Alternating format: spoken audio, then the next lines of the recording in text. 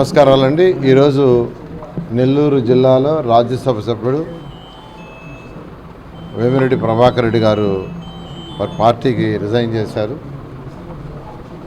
Resign చేయడానికి మనందరికీ తెలిసిన కారణం ఒకటే, జగన్మోహన్ రెడ్డి గారి యొక్క అరాచక పాలనే, ఇంకేం లేదు.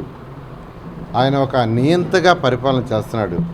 ప్రజాస్వామ్యంలో ప్రజలందరి యొక్క అభిప్రాయాలు తీసుకొని పరిపాలన చేయాలి. మనం 200 సంవత్సరాల పైగా బ్రిటిష్ పరిపాలన ఉన్నాం. ఆ రోజు బ్రిటిష్ వాళ్ళు ఏది చెప్తే తినాల్సిందే. లండన్ నుంచి వాళ్ళు ఏం ఆర్డర్ ఇక్కడ చెప్తే అది ఇంప్లిమెంట్ చేసేవాళ్ళు. ఎవరిని తీసుకుపోయి జైలు వేసేవాళ్ళు, ఎవరిని కొట్టాలంటే కొట్టేవాళ్ళు, ఎవరిని చంపాలంటే చంపేసేవాళ్ళు. అలాంటి పరిపాలన నుంచి బయటకు వచ్చాం. 5 సంవత్సరాలకు ఒకసారి నాయకులను ఎన్నుకొని ప్రజా పరిపాలన చేసుకునే స్టేజ్కి వచ్చాం. కానీ జగన్మోహన్ రెడ్డి గారి 5 సంవత్సరాల పరిపాలన అది లేదు. అసలు ఎమ్మెల్యేలకి దిక్కు లేదు, మినిస్టర్లకు దిక్కు లేదు, అపాయింట్మెంట్లు, ఎంపీలకు దిక్కు లేదు. ఎవరైనా గౌరవం కోరుకుంటారు.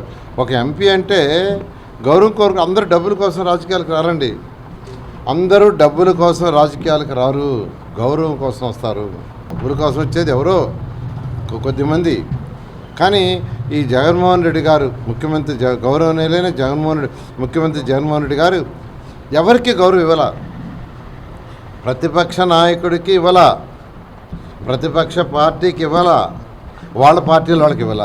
అందుకనే ప్రతి జిల్లాలో ఈరోజు ఎమ్మెల్యేలు, ఎంపీలు అందరూ పార్టీలు రావటం జరిగింది.